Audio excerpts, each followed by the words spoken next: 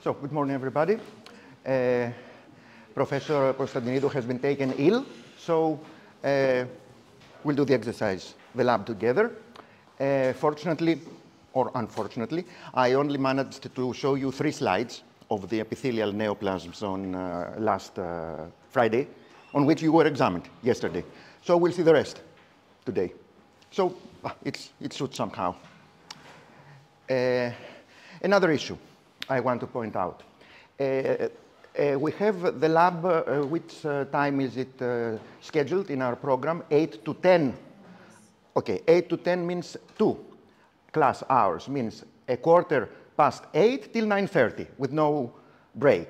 So that means that at quarter past 8 you should be here. I should be here as well. The professor should be here also. And this is not a matter of neurosis. Not at all. Because we must learn to be responsible. And the responsibility has to do with the time that the lesson starts. I know it seems a bit insignificant, but think that you have a patient in the intensive unit, right? And all the bells ring, he has a heart arrest, he takes no air. You say, oh, it's okay, no problem. I can be 5 minutes late, no problem. How long does the brain take to, if he gets no oxygen? 2 minutes. So 5 minutes is too long. It's that simple. I know it seems Greek.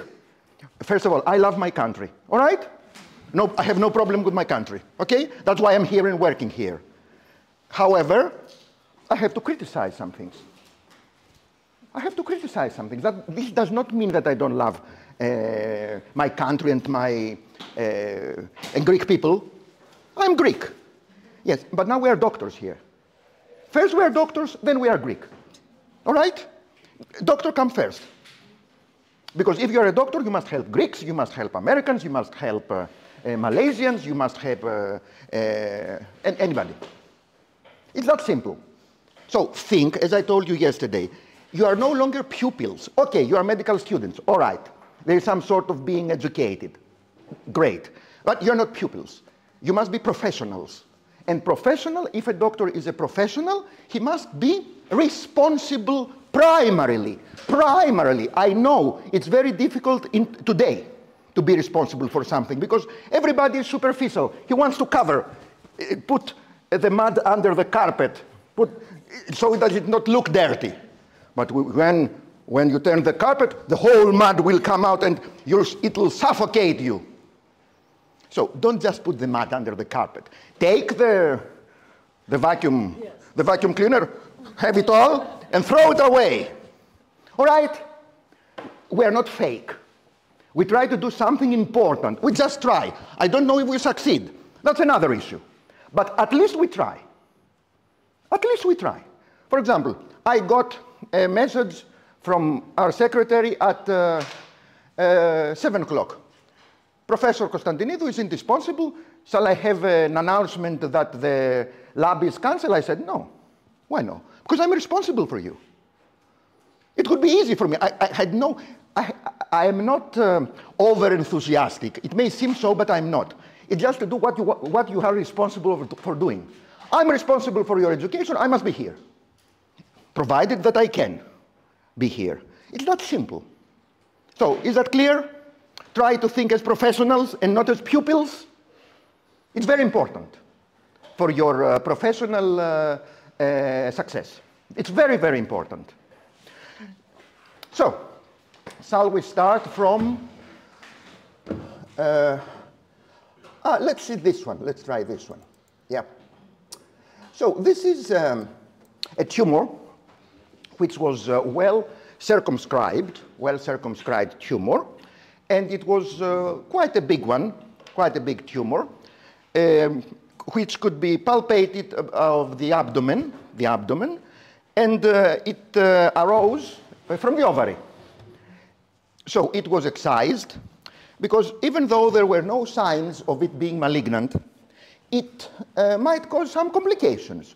For example, being cystic in nature, in its consistency, what could happen? What what could happen if a tumor has a cystic configuration? What is the possible complication that, that may occur? Yes, please. It could rupture, and then all the contents, and in the present case, we'll see that the contents are mucin, because this cystic neoplasm is lined by mucinous epithelium, glandular epithelium. All this mucin would go in the abdomen, in the peritoneal cavity, and it could cause a very severe problem. So if a tumor is benign, that means that there are some indication that necessitate its excision by surgery. Of course, being benign, it will never give metastasis, yes, but it may rupture and cause problems. It may become too big and press all surrounding tissues that thus they dysfunction. And sometimes there is a possibility that on the benign epithelium of the tumor, some mutations occur and give a selective growth advantage in a subset of cells that's being these cells growing against the other cells, and this clonal proliferation may be compatible with invasiveness. So it could be malignant. Malignant transformation may occur on a benign tumor. So these are the indications that we think that a benign tumor should be surgically resected. So you can already see that all these tissue fragments here denote the cystic nature of the tumor. And let's come close a bit. Let's come closer. Let's come closer. So here we are. Now, who would like to come and sit with me? Because we'll try and have it in an interactive way, as I usually do. Who wants to come? Any volunteer? Come. Yes, come here and sit with me. And we'll study this slide together. Did you manage to open the slide from your documents? Did you manage to open the slide? Excellent. It's about 19 students may open it, because the system does not allow us to have a great number of simultaneous study. So, remind me your name? Yorgos. Yorgos. Now, tell me, can you discriminate, Yorgos, where is the epithelium and where is the stroma of this tumor? This is the epithelium. Yes, that's right. And here is the stroma. Stroma. Yes. You see that, what structures are there in the stroma? What do you think that these are? They are vessels. Vessels, yes, because we see there flattened endothelial lining and some red blood cells. So here are stromal cells, yes. Being of the ovary, they might be luteinized. I'm not so sure. But let's examine the covering epithelium of this cystic neoplasm. What type of epithelium is this? You see that it is one layer. No, it's columnar, right? Columnar epithelium, excellent. And you see that it is mucin producing. All these small, some sort of droplets, or these are mucin production. And by the way, can you tell me where is this epithelium, mucin producing glandular epithelium? Where is it normally encountered? Excellent, excellent. It's in the endocervix. However, we see that it is found in an ovary tumor. So it is some sort of ectopic epithelium, but it is totally benign. And when we have a glandular epithelium, which is the sign that it is benign? We look at the nuclei, Yorgos, and they should be close to which part? You know which part of the cell? The one looking at the lumen or the one looking at the basement membrane? The benign columnar epithelium. Does anybody know that? The sign of benign. Where should the nuclei be orientated? Near the luminal surface or near the basement membrane, so that we see that it is benign? Yep. Near the basement membrane. So they should not be pseudostratified and moving here. This is the luminal surface, and this is the basement membrane. You see, they are close to the basement membrane. So it is totally benign. No signs of atypia, no signs of dysplasia. So how shall we call it? It's glandular. So how do we call a benign tumor with glandular differentiation? Do we know that? How do we call an adenoma? And being cystic is a cystadenoma because it is cystic in its configuration. And being lined by glandular mucinous epithelium, endocervical-like, it's a mucinous cystadenoma of the ovary, all right? And the main complication to be afraid of is if it ruptures and all the mucinous content reaches the peritoneal cavity. So, Professor, this yes, structure here, what is it? show me, please. Which one do you mean? The pink one. This is plasma within a vessel. Okay. You see, this is the vessel. This is the endothelium of the vessel. And this is its wall. It's not so well. Probably it's a venule, probably. And you see plasma in. So that's all. All right? This is the stroma. It's right. It looks like the ovarian stroma. No pseudostratification. All the nuclei of the endocervical type cells are close to the basement membrane, so it's perfectly benign. It is excised, the patient forgets it. The doctor too. Next one. We'll see, here is another section. I don't think it's anything different. No, it's the same. Yeah, okay, we discussed that. Now, let's have a look at this one. This is another ovarian tumor. However, thank you, Yorgos, you may sit. This tumor had a more complex architecture. That means that it had some diaphragm within the cyst. It appeared cystic, but it was not very thin-walled. The wall was thickened. It was not thin, as in the previous tumor. And you could see some projections, not necessarily rupturing the surface, but protruding, making the surface to protrude. And when we cut, so that we take sections and examine them under the microscope, there was not just fluid in the cyst. It had much more complex architecture, and this favors malignancy. So now let's have a look at the tissue sections to see if there are any malignant features in contrast to the previous one. So now, yes, so I described it as being of an ovary. However, I see it's of the colon. So I have to change my macroscopic evaluation because anyway, being a mucinous carcinoma, it could appear in the ovary. However, this is in the colon. So I'll change the history. It's a patient that has an occult loss of blood in the stool. So he has positive the hemoglobin test.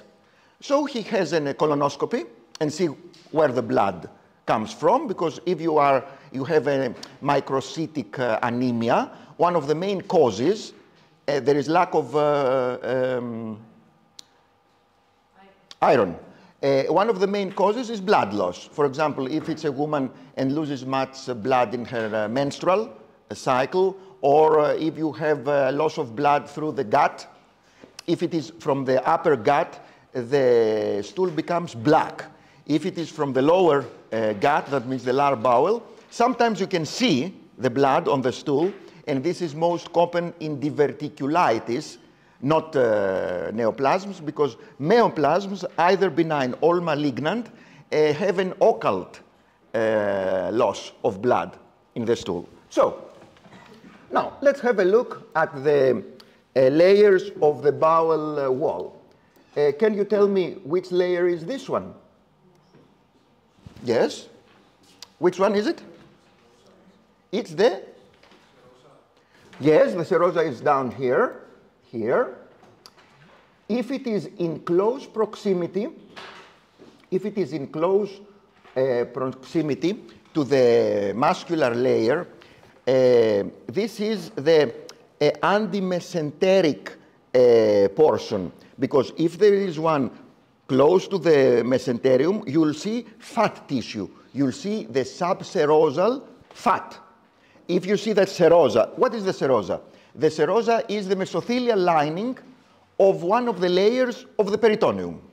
One layer is in the abdomen wall, the other is on the gut, the stomach, the small intestine, the large intestine. So if you see the serosa very close to the muscular layer, then there is no subserosal fat as here. You see here? All this fat tissue. So here we have the serosa. This is the serosa. We have the subserosal fat here, subserosal fat, the muscular layer, then which layer is this? Yes? It's the submucosa, and this pink line here, you see this pink line of muscle tissue? How is this called? Which divides the mucosa from the submucosa. How is this called? This very, very thin muscular layer that divides the mucosa from the submucosa. How is this called? It's the, know it? Remember it? Yes, please. Excellent. This is the muscularis mucosa. Eh? So this is the submucosa with some vessels here. See the vessels? And this is the mucosa. So what does the mucosa consist of? What is it composed of? We have this tissue here and this tissue. These two tissues make the mucosa. Can you name the tissues? Which tissue is this? Which tissue is this? What kind of tissue is this? What do you think? That makes all these tubules. Yep. Glandular. This is the glandular epithelium. And here, it is mucinous. It is mucin producing. However, the droplets of mucin are not so small as previously that we saw the endocervical type mucinous epithelium. These are rather big ones. Big ones. And what are these cells that predominate in the large bowel? How are they called? That are the main population of the mucosa of the large intestine. There are also in the small intestine, but not so many as here, not so many. How are these cells called? Remember how they're called? The goblet cells. All right. And apart from the crypts, these are the crypts, and this is the superficial epithelium. And the crypts, some of them are like this. They are cut in such a way that you can see this zone here, which is the proliferation zone. If you have such a crypt like this, you cannot tell. If you have a longitudinal section like this, you can see where the proliferation zone is. Here it is. It's similar to the basal zone of the squamous epithelium, because it has a stem cell component, and it divides, and thus the epithelium is renewed. Okay. Now, apart from the epithelium, how do we call this other tissue? Yes, please. It's the lamina propria. Excellent. And we can see that it is connective tissue with some cells. I'm sure you can identify them now. Even though you cannot identify them, I'm not re-examining the grades. The grades have been, it's okay. They are okay. They are registered. No problem. However, what are these cells? I'm sure you can identify them. Which cells are there in the lamina propria? Can you identify these cells? Look, the nucleus is near the edge of the cell. It has amphiphilic. These are plasma cells. Yes, they are not necessarily inflammatory cells, because in each mucosa, the lamina propria consists of a number of monocytes. It's residual cells. They do not mean inflammation. And there are not so many, in any case. So there are some mononuclear cells, either plasma cells, plasmacytes, or what is this mononuclear cell? This one. This is a plasma cyte. This one? Excellent. This is a small mature lymphocyte. Yes. So this is the normal mucosa. And how can you tell that this epithelium is normal? How can you tell? You have the same criterion that we used previously in the endocervical epithelium, which is that normal glandular epithelium has its nuclei close to the basement membrane. See the basement membrane here? Here it is. You see the nuclei here? All right. So now that we are familiar with the normal mucosa, I'm going to follow the section, and when it becomes abnormal, we'll try to describe the difference. Why is it abnormal? So let's have a look. Here is normal. All the layers are normal. Here we are. Now, what's different here? What's different? Have a look. Who wants to come here and we examine? Yes, come please. Fotis. Yes, come Fotis. Have a seat. The nuclei Okay. were higher up. Yes, we are on the mucosa. You'll try Fotis and show me where we have the normal crypts, the normal glandular epithelium, and where we have that the abnormal. Which is the normal one? This is the abnormal. Okay. We'll describe it. Show me the normal so that we compare. Excellent. This is the normal. So can you tell the difference, Fotis? Can you tell the difference? I would say that the nuclei in the normal here are towards the basement. Of course. And in contrast, have a look at these ones. You see they are pseudo stratification. You see they are going up. They are moving towards the luminal surface. In the normal crypts, they are close to the basement membrane. Here. Now, in the abnormal, there are too many because these cells are dividing. And furthermore, have a look here. You see how pseudo-stratified they are. And can you tell, what is this? Have a look at this cell. At this nucleus. What can this be? No, somebody else will tell us. What is this I show you with the mouse? Have a look. It is a nucleus.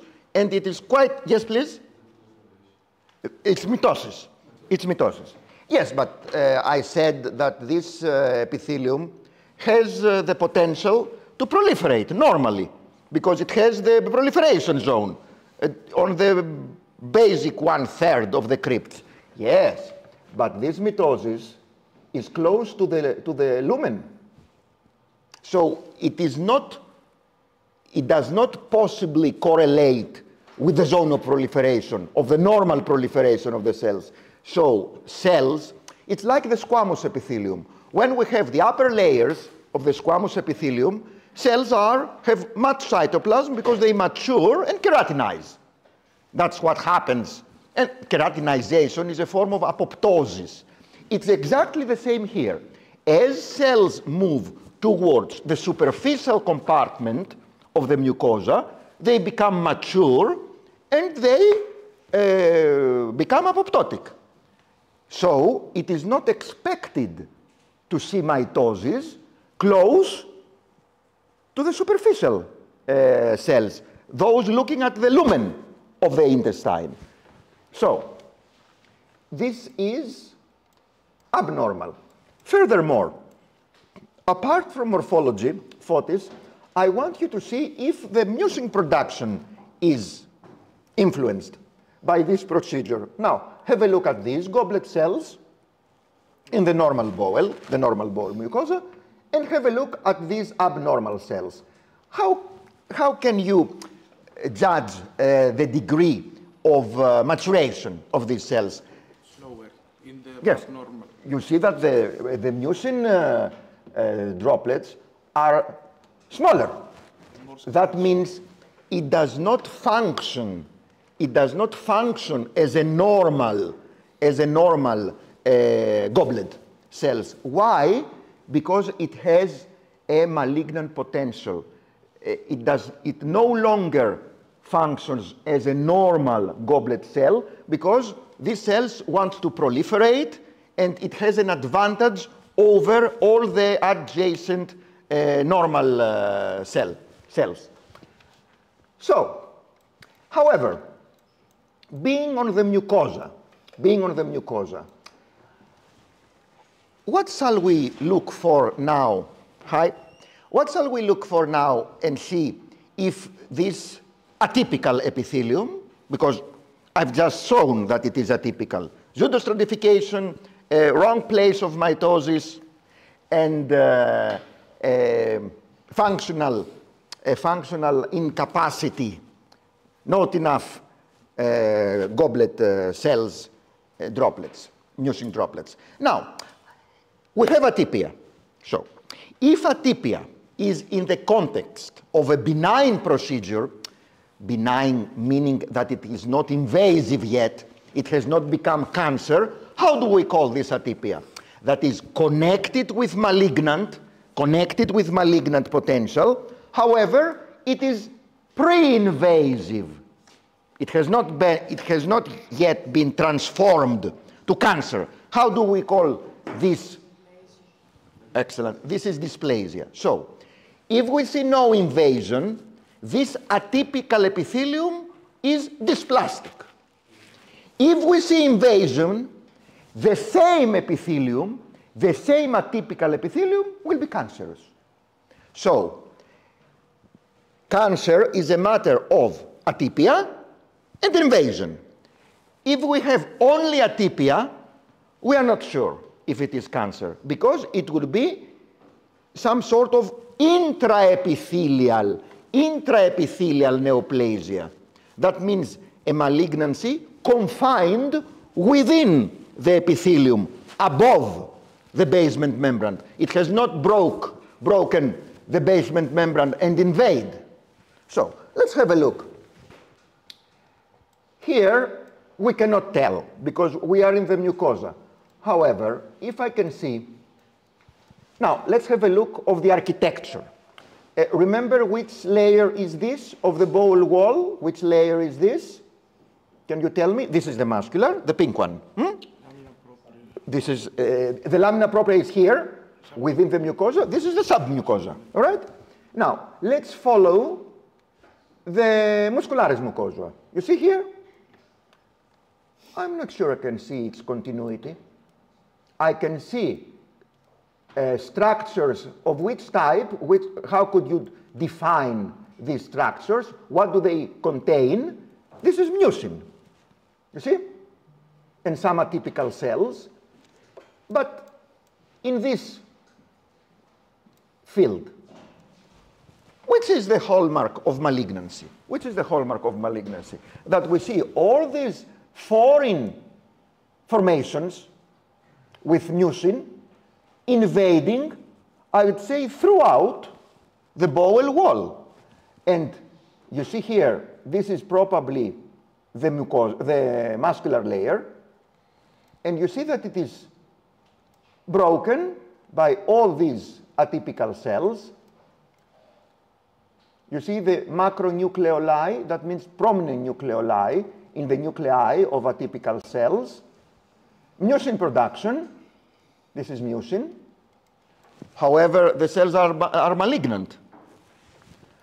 And then, where do we find, which is this tissue that has been invaded by the cancerous formation, the fat tissue? So why do we need that? When we take sections from the surgical specimen of colectomy, we must always examine the depth of invasion, because this is related to which most important prognostic factor in the cancer patient, the most important prognostic factor that will define the survival potential of the patient, which is this, that we have to take representative sections so as to judge properly this factor and define it accurately. Which is this factor? That all pathology reports from surgical specimens should contain, because it's very important for the clinician. Metastatic potential. Yes, that's the stage. All right, the pathologic stage, meaning it has 3 parameters. Parameter T is the local invasion of the tumor. Parameter N is if we have regional lymph nodes to examine them if they are metastatically infiltrated. And M is only rarely defined by pathologists because it has to do with PET scans, CTs. That means hematogenous distant spread of the cancer. So, as far as the first parameter is concerned, we can say that it has invaded the subserosal fat. So, as far as the T and M system of the large bowel is concerned, if we have invasion into the submucosa, we call it T1. If we have invasion in the muscular layer, is T2. If we have in the subserosal fat, T3. And if it erodes the serosa, so it can spread through the peritoneal cavity, and all cancers from the gut that invade the serosa, the mesothelium, the lining of the visceral layer of the peritoneum, what symptom will give to the patient? If it is such widespread, the cancer, and it has invaded all layers of the gut, and it has broken the mesothelium, the mesothelial lining, and it has spread within the peritoneal cavity, giving implants, cancerous implants. What symptom will the patient have? What do you think? What will gather in the peritoneal cavity? Fluid. We'll have ascites. All right? And you'll have fluid because all these implants will affect the circulation, the vessel circulation, and you'll have some part of plasma leaving the vessels due to partial obstruction from the out, and you'll have ascites, you'll have a paracentesis, you'll take the ascitic fluid, have it centrifuged, and have the cytology specimen, and you see the cancerous cells. So one cause of ascites is peritoneal involvement by cancer. Yes? Do we have, if I remember correctly, cervical lymph nodes that are associated with yes, abdominal this, cancer? if you have such a distant node, as you have here, the Virchow node as known, yes, this I'm not sure if this affects the N parameter or the M, because it is too far. The N parameter has to do with the regional lymph nodes, being close to the cancer in the subserosal fat, where we cut and take sections. If we have a distant nodes in some systems, staging systems, it is considered as distant metastasis. But in the bowel, I'm not so sure, so I won't tell you. Yes, please. So is that erosion of the serosa T4? Yes, it's T4. If it breaks the visceral layer of the peritoneum, it's T4. That means the more locally advanced type of cancer. So, T3, so here, T3. Here are the cancerous cells. You can see glandular formation. Let's talk about a bit about the grade. This would be low grade because we see lumen in the cancerous cells. However, since there is an increased amount of mucin produced by the tumor cells, you see all these mucinous lakes. You see all these? If they consist more than 50% of the tumor parenchyma, this would give a specific subtype to the adenocarcinoma. It would be called mucinous adenocarcinoma of the bowel, so it is no longer proper to grade it. Okay? So in some tumors, we have a subtype instead of a grade. But the rule is that we grade cancer. If we have well-formed glands, cancerous glands, it's low grade. If we have solid formations with no lumen, this is high grade, poor differentiation. Now, I want you now, photos, to have a look at the lymph node, because there is a lymph node here in this section. Define the lymph node, and you tell me if it is tumor-free or is it metastatic. Have a look. Where is the lymph node? This is the lymph node, so get a bit closer. It's metastatic because we see the mucin cells within the lymph node. Excellent. So it cannot be Ni0. It is at least Ni1, N1, N1. How we can tell that? It's according to the organ, there is each time a different number of metastatically infiltrated lymph nodes that defines N1 versus N2 versus more. Okay, so this is the metastatic infiltration of the lymph node. You see the cells invading the lymph node here from the subcapsular sinus. That's how they enter, how the malignant cells enter in the lymph node. And here, these cells are, of course, malignant. You see the hyperchromatic and pleomorphic nuclei of different sizes, various sizes and shapes. We have all these malignant cells. Here are the remaining lymphocytes of the lymph node, the mucinous lake. So we have one metastatically infiltrated lymph node.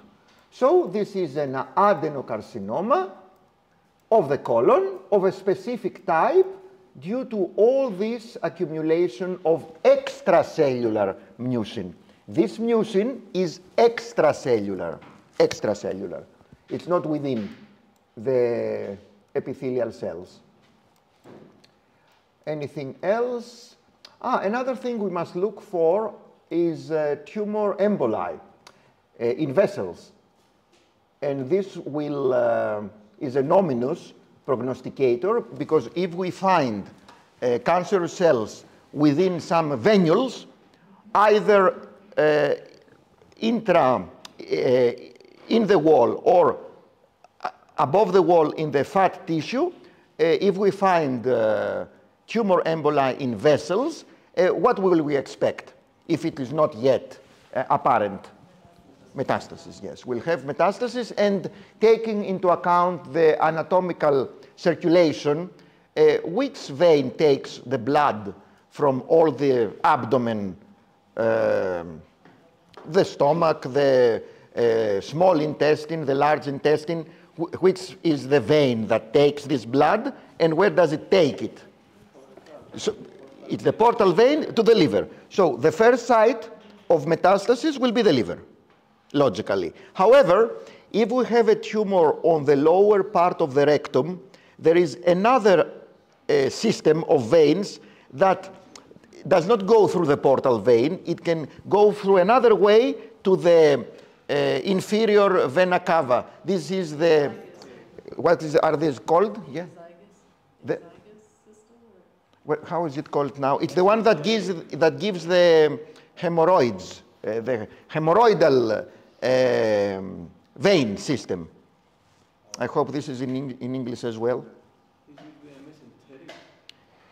It does not go, no, it's in the lower part of the rectum, and we have this venal system that takes the blood and drives it to the inferior vena cava without passing through the liver. Okay? And these are the same veins that, if they are distended, not necessarily by cancer, they give the blood on the toilet paper. It's called hemorrhoids in Greek. Is it the same in English? Yes? Okay. Hemorrhoidal venous system. Lower hemorrhoids. Fine. Check it out in the Google. What are these veins called? In Greek is hemorrhoidikes. How do they call it? Anorectal venous plexus. Probably that. And the anus and the rectum. This one. Yes, please. Where was the emboli We'll look. I'm not sure I found, but I should always look for them in the tissue section, because if I find them, I have to report that I saw the embolus in the venules. Let's check. Let's check the venules here. How do they call it? Inferior rectal vein. Okay, inferior rectal vein. Okay. Now, as far as I can tell, I see no emboli. This is a venule, and it just contains blood, plasma and red blood cells. Let's have a look within the tumor.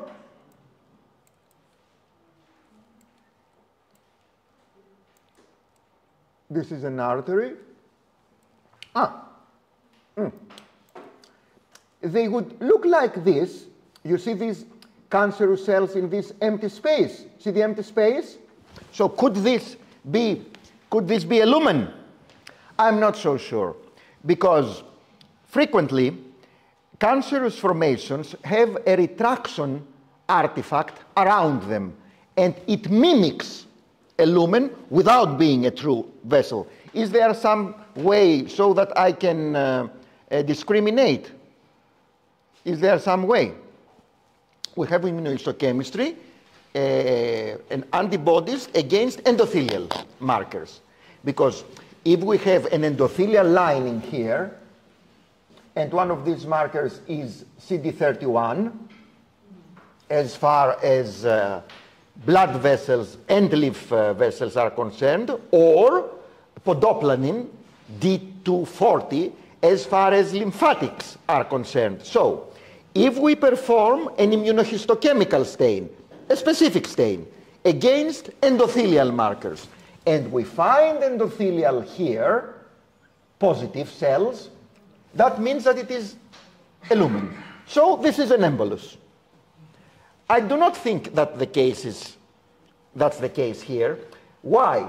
Because I'm not sure that the configuration of the malignant cell corresponds to the configuration of the vessel, and it is not attached. It is not attached to the vessel wall.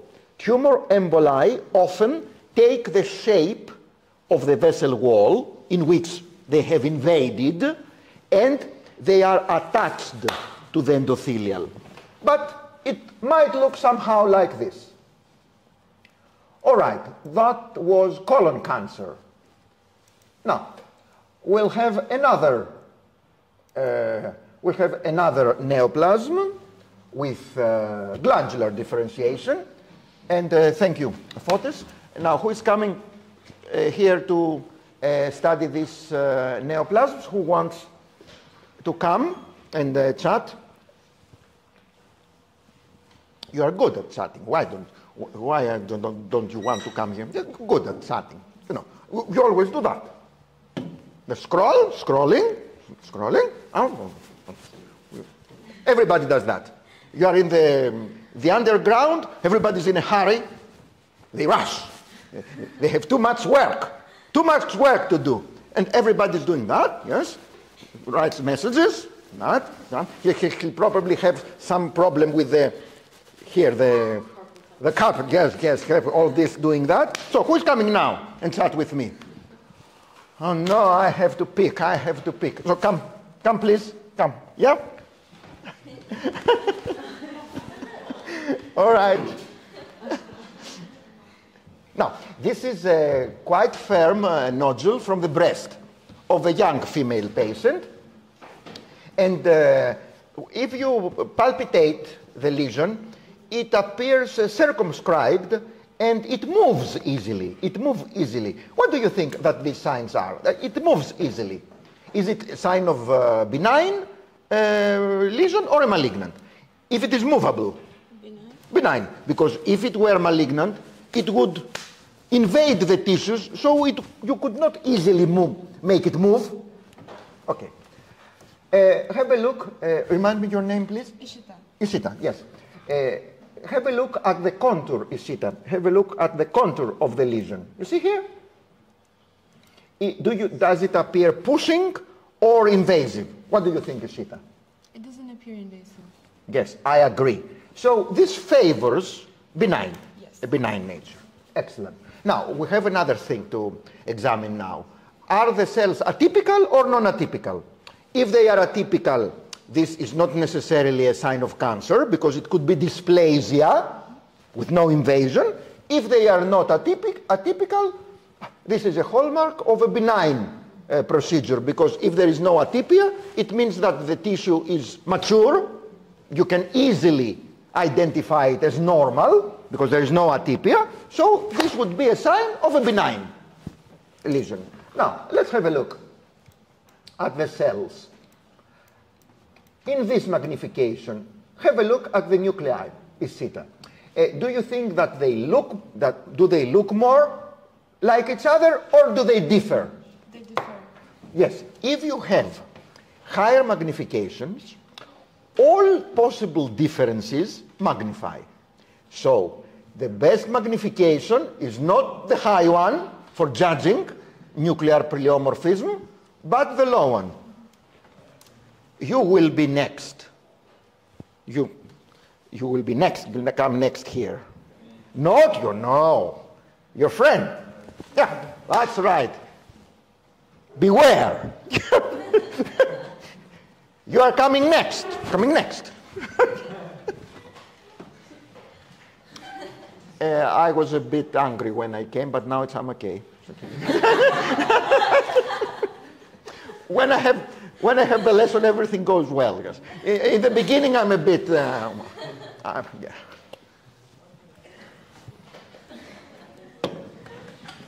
In Greek, τα είχα πάρει λίγο το πρωί, αλλά εντάξει.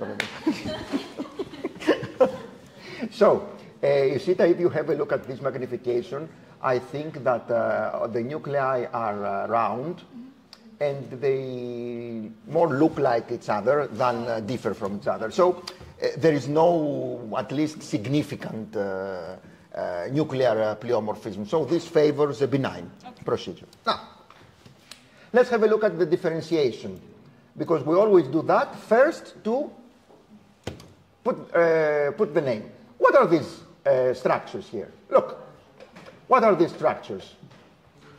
You see what they have? Red blood cells. They could be, excellent, they could be blood vessels. In this case, if it were a benign tumor with the blood vessel differentiation, it would be called hemangioma. Okay. However, you see the lumen, but these are not endothelial cells. Why? Because they are not flattened.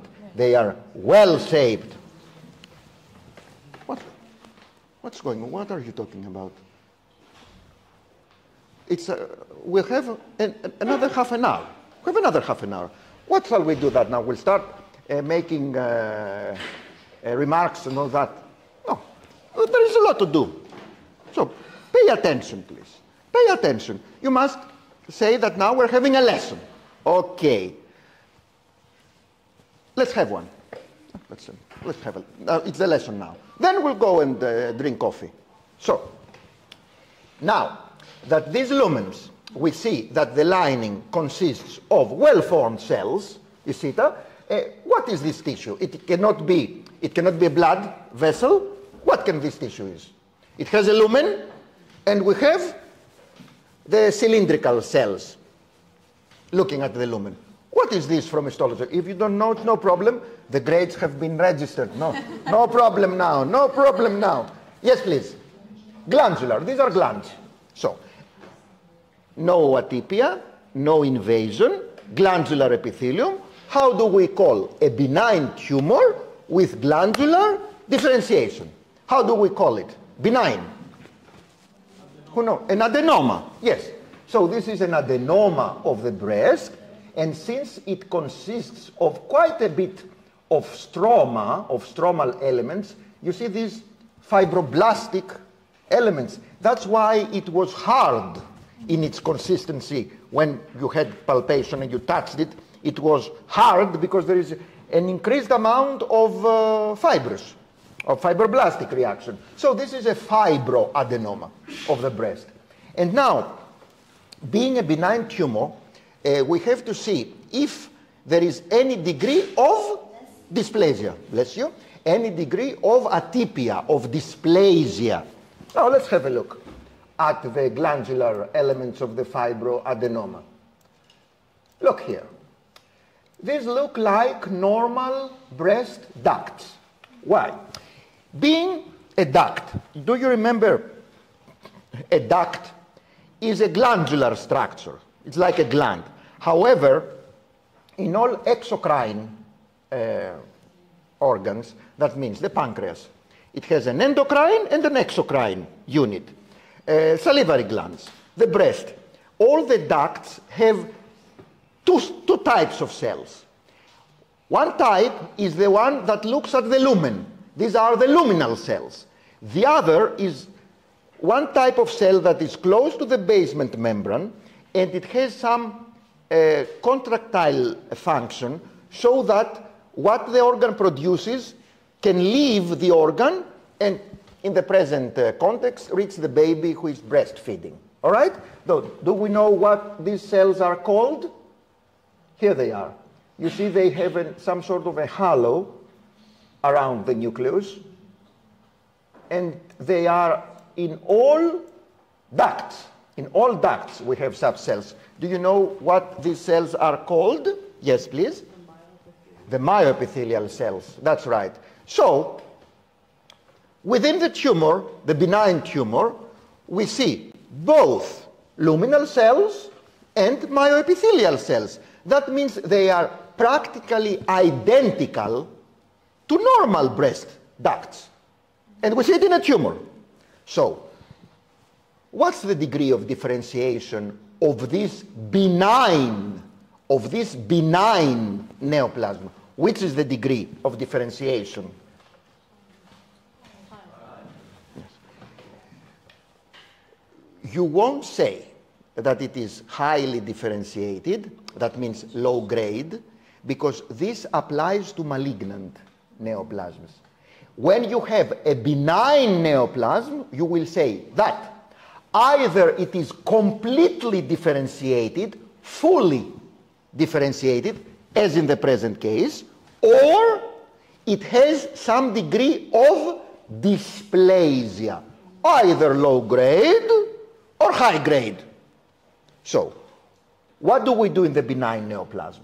We look for the differentiation first to put the name, to get the name of the neoplasm. We saw glandular differentiation, we said it is an adenoma. All right. Now, we look for atypia. If there is no atypia, we say that the benign neoplasm is fully differentiated. Not well. Well differentiated means a cancer that looks like normal. So, a benign neoplasm could either be fully, completely differentiated, or it might have some degree of dysplasia, either low-grade dysplasia, which can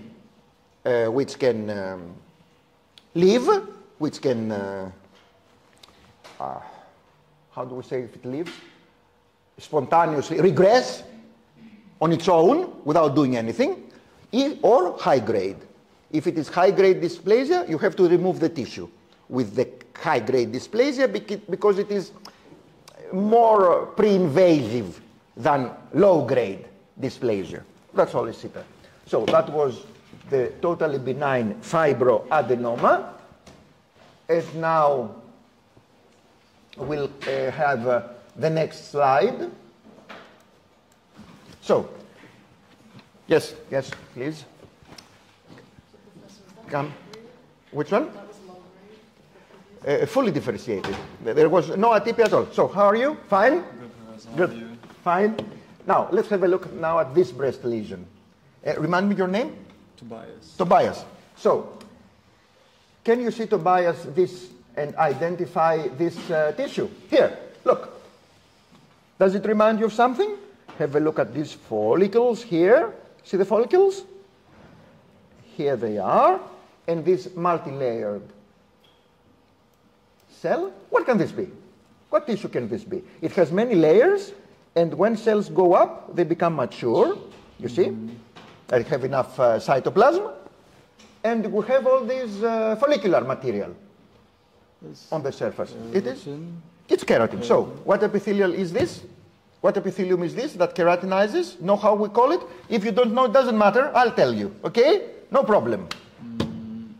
How do we call this epithelium? That it is multi-layered and forms keratin. It's skin. You know this epithelium, how is it called? If you know it.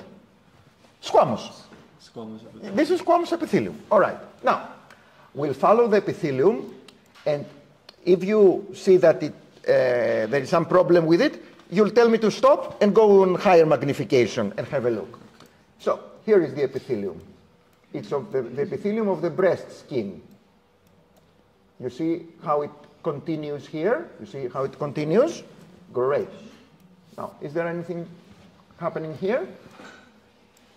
This is the epithelium. Have a look. Do you see that here? Do you see the epithelium here? No. No. What do you see instead? What is this? Staining red. Destruction. Destruction of the covering epithelium. Destruction of the covering epithelium. And replacement by this, I would say, hemorrhage. And what do you see beneath? There are all these structures. Now, have a look at their configuration. Do they appear well circumscribed, or do they look like, I'll show you the other section which is more evident. Here, for example.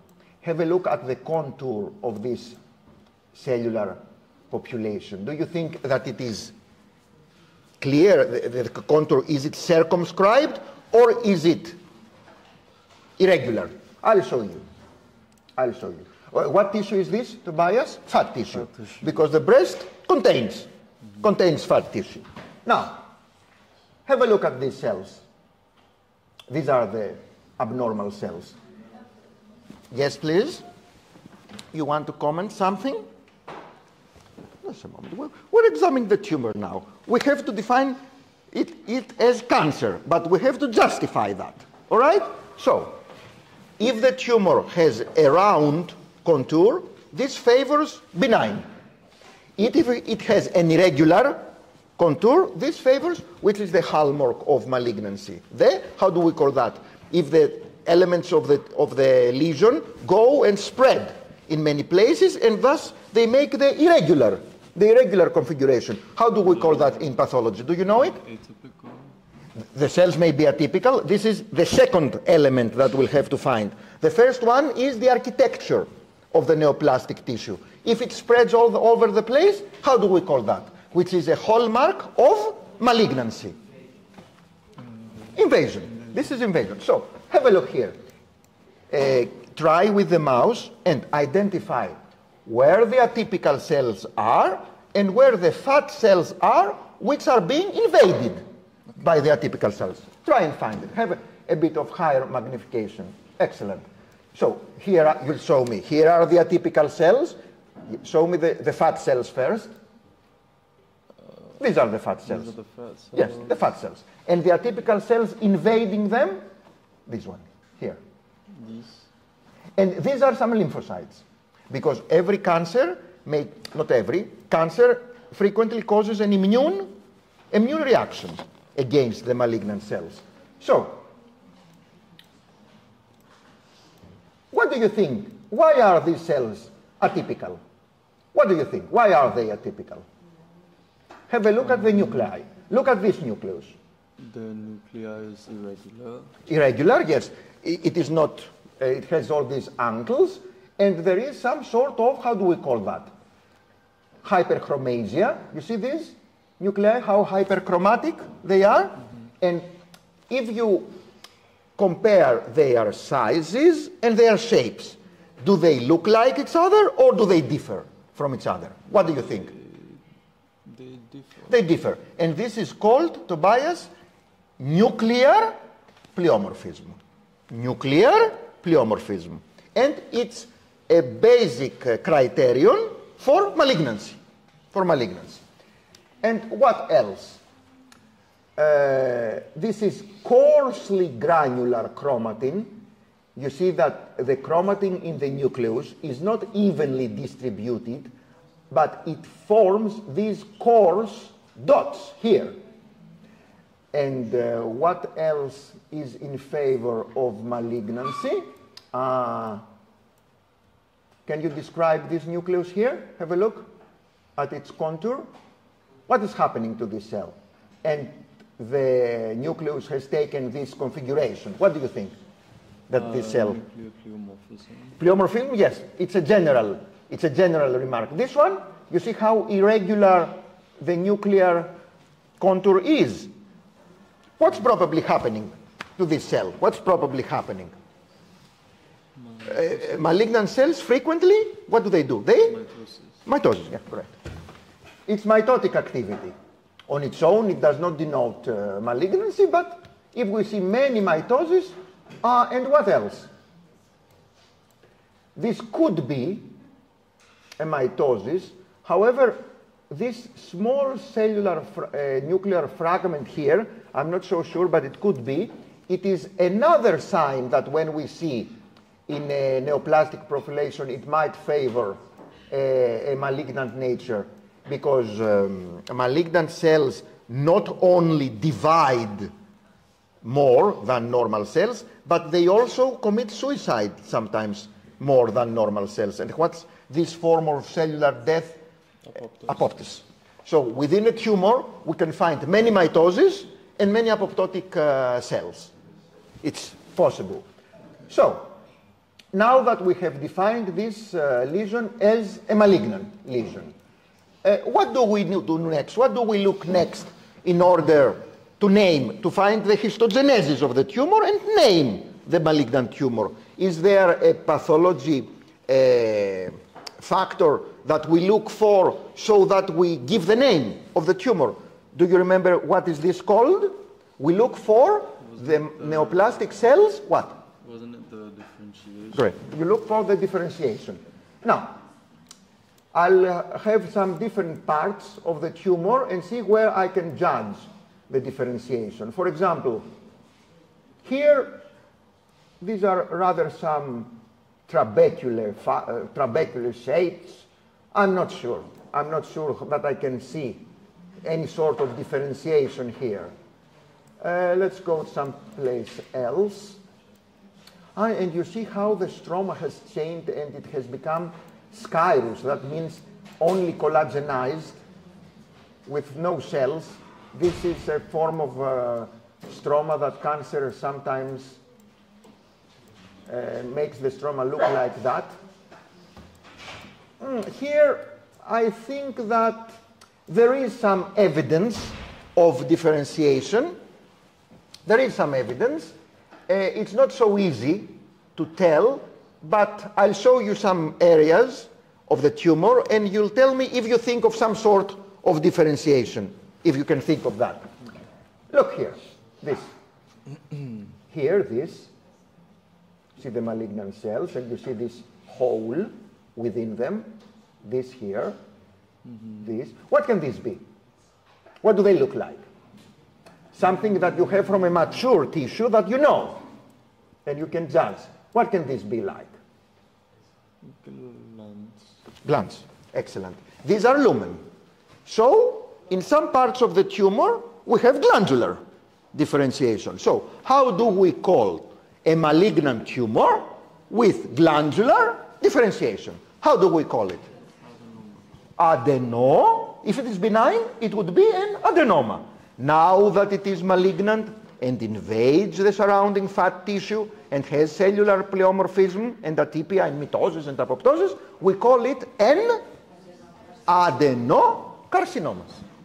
We call it a carcinoma because it is of epithelial origin, and we call it an adenocarcinoma because it derives from glandular epithelium. So, next, we'll have to grade the differentiation. Let's go to the other section of the tumor here, and we'll have two areas of the tumor. One area, Tobias, is better differentiated than the other. Can you tell the difference? Which part of the tumor is high grade and which part of the tumor is low grade? Low grade is synonymous to high differentiation. That means it looks like glands. It looks like a mature tissue, despite it being cancerous. High grade is poor differentiation. That means I cannot tell easily that this is an adenocarcinoma. So what do you think?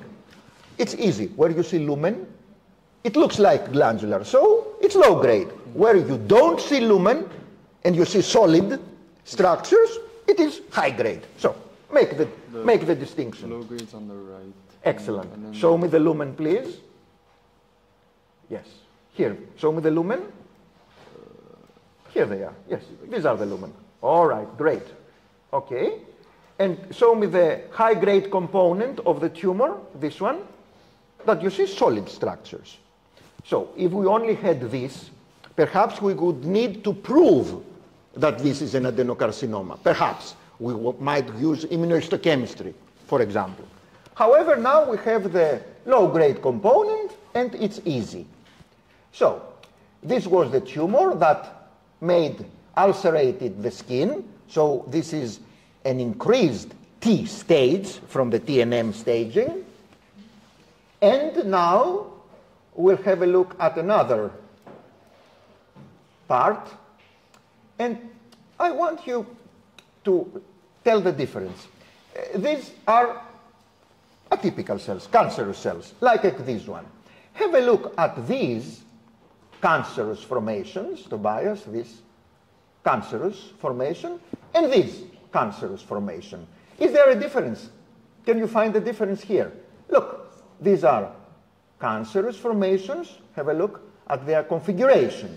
And these are cancerous formations composed of the same cancerous cells, atypical cells. However, they differ somehow. Can you tell the difference? Yes. This one Some. looks darker a bit. This one, yeah. And also, this one is more circular. Excellent. These cancerous formations have a more smooth margin, a more circular margin, where these are totally irregular. Why are they totally irregular? Because they are invasive.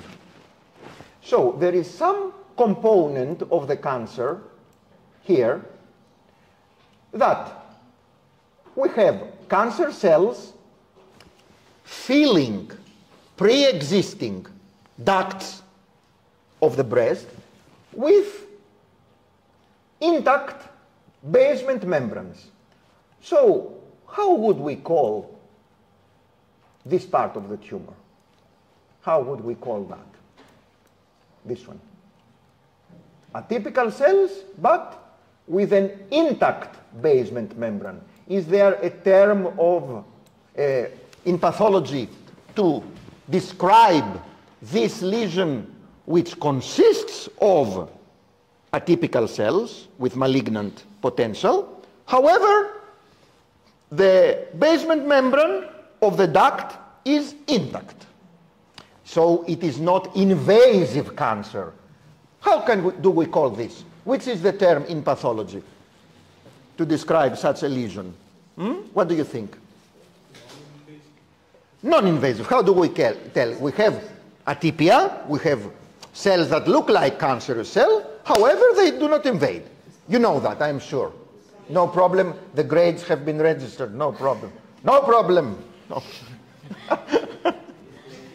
Dysplasia. However, in the breast, we do not talk of dysplasia. We talk about in situ carcinoma. In situ carcinoma, meaning intraepithelial neoplasia. All right? It's some sort of dysplasia. That's why for the clinician, either if you say high-grade dysplasia, that means immediately pre-invasive lesion, or in situ carcinoma, he'll do the same. What will he do? He'll remove the tissue, always with a clear margin, a tumor-free margin, and there will be no problem because there is no risk for metastasis. Why is there no risk for metastasis? Because the basement membrane has not been broken. So there is no risk for metastasis. So this is in situ carcinoma of the breast. And now I'll show you, thank you very much, Tobias, well done. I'll show you some immunohistochemistry of this cancerous tissue. We'll see the estrogen receptors, which is a predictive marker of response to tamoxifen, because all you see, these nuclei of malignant cells are positive for the antibody against estrogen receptors. And what is the clinical significance? You can give tamoxifen, which is an agonist of estrogen, and tamoxifen will go and bind there instead of estrogens, so the malignant cells won't grow. They will be controlled in this way. So if we find tissue expression of estrogen receptor, you can have an efficient therapy to control the disease as much as possible. The same applies to progesterone receptors. Here is the immunohistochemical stain, positivity in malignant cells nuclei. HER2 immunopositivity. This is a possible targeted therapy against HER2 overexpressing cells. This is score 3, which is an indication to give trastuzumab, Herceptin, targeted therapy. It's not an easy decision because such drugs may be cardiotoxic, so you must have a clear indication that you'll get benefit in order to give the drug to the patient.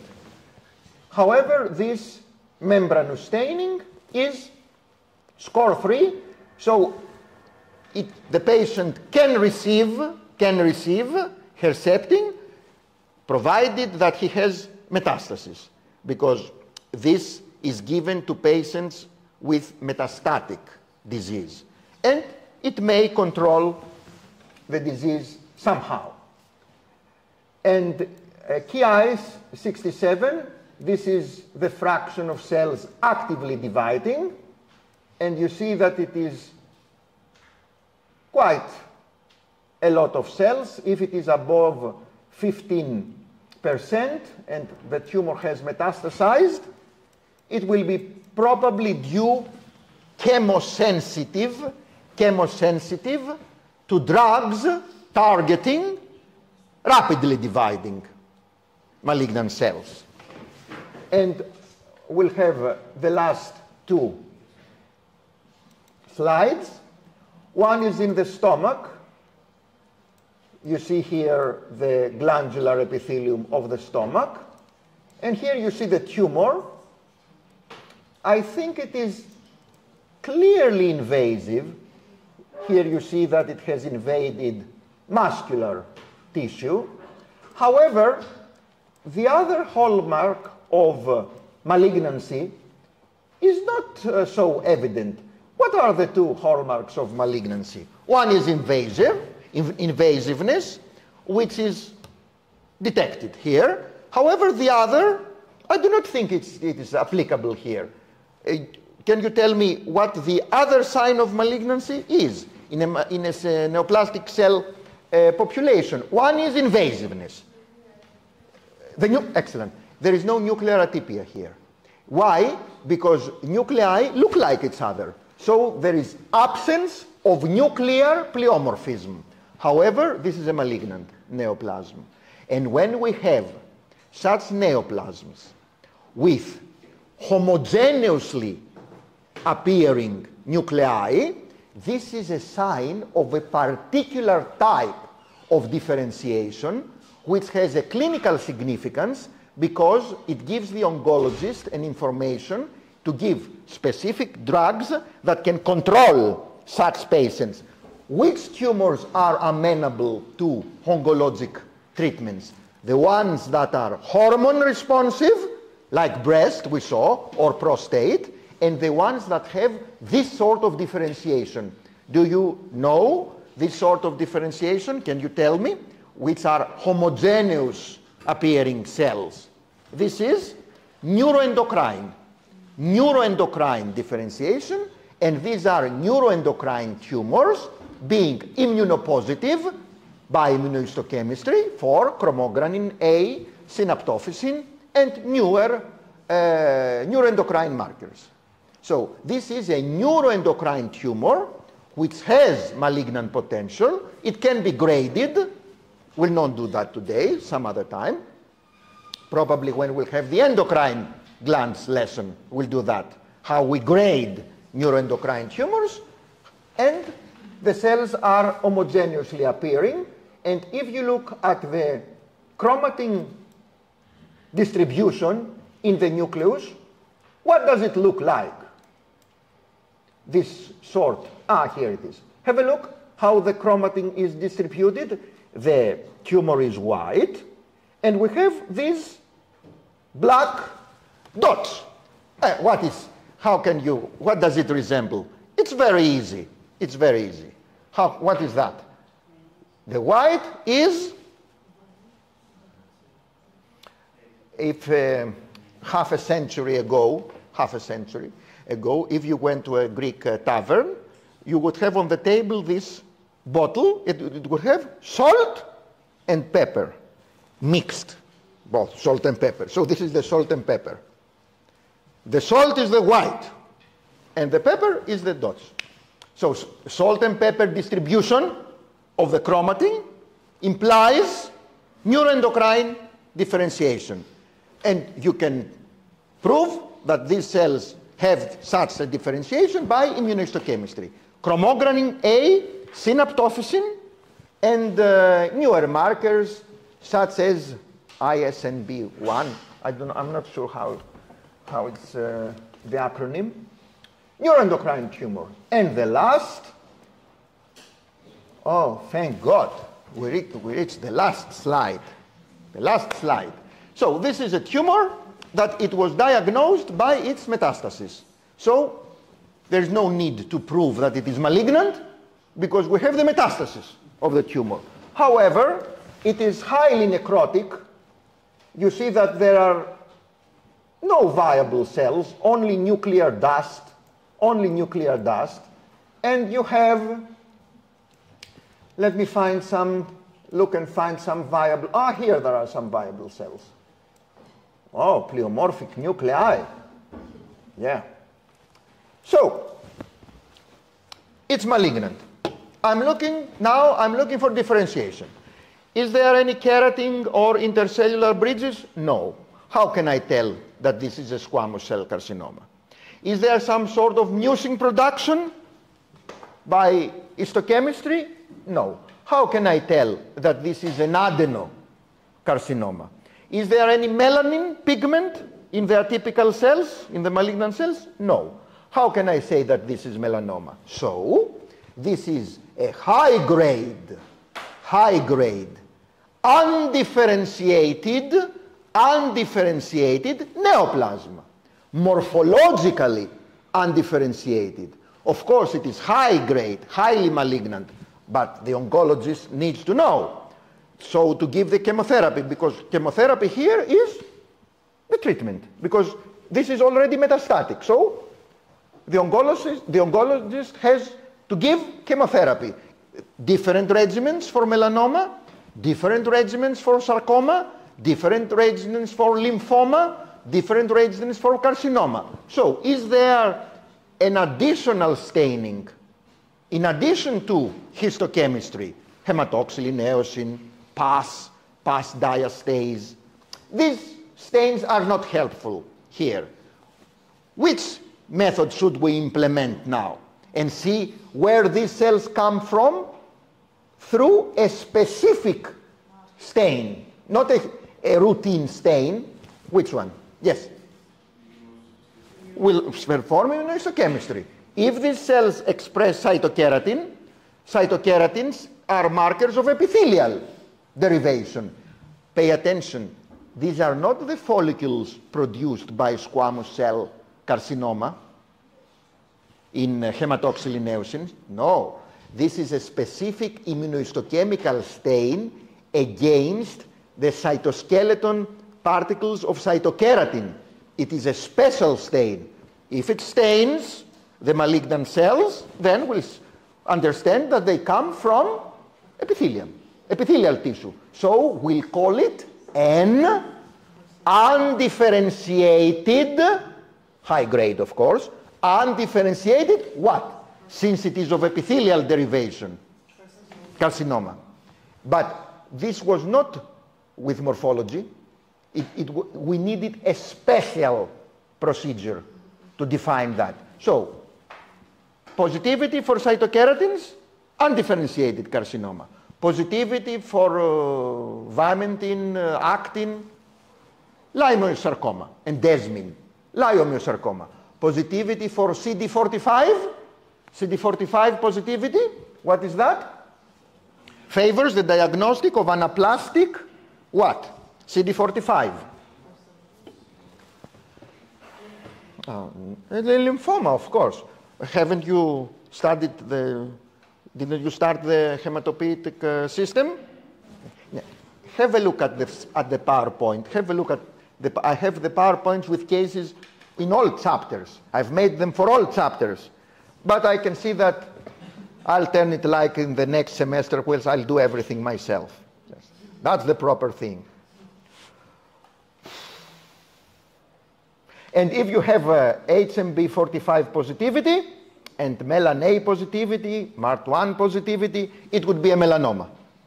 So that's the use of immunohistochemistry to discriminate between morphologically undifferentiated malignant neoplasms, and so that oncologist knows which regimens will be the most effective.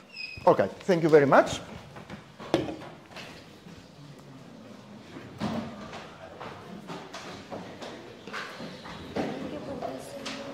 Yep. Bye. Professor. Yes, please. So for this neoplasm, we called it high grade because it was... They are highly malignant, pleomorphic cells. So would we say low differentiation or Undifferentiated, but there's no, There's no difference? not low differentiation, because low differentiation means that some place you see some bridges, you see, yes. So It's undifferentiated. Because it doesn't look like the normal... It doesn't look like anything. Yes, any normal. Yes. Το κλεισά.